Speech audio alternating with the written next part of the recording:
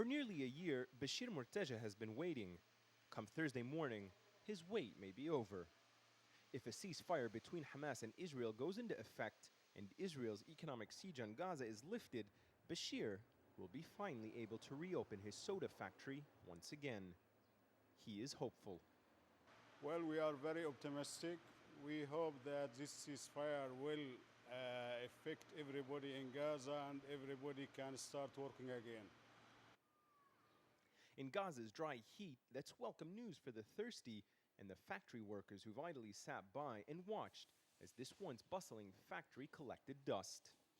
The economic siege on Gaza hasn't just restricted what ordinary Palestinians can buy in their day-to-day lives, it's also restricted what factories like this one can bring in for their factory output.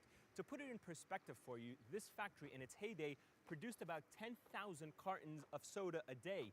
It employed about 150 workers. And since the siege began, those 150 workers have been unable to work. And that in turn has jeopardized communities that are reliant on it. Communities that number in the thousands of people. Ironically, on the day full of hope that things could get better, Bashir spent his time preparing for the worst, reverting factory settings to technology that is 15 years old by reconfiguring a production line to refill used glass bottles.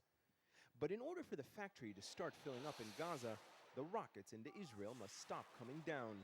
And that will depend on people like Abu Ahmed, a leader in Islamic Jihad's military wing, which endorsed the ceasefire with Israel, albeit cautiously.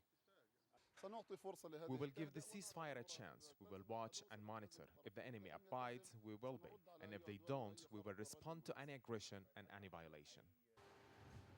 To get the factory up and running again will depend on how quickly Bashir can get his needed materials into Gaza from the Israeli coastal city of Ashdod, where they have been sitting in the port for months. In the meantime, Palestinians hope the fragile ceasefire will not just bring calm, but a chance to rebuild their shattered lives. Ayman Mohyeldin, Al Jazeera, Gaza.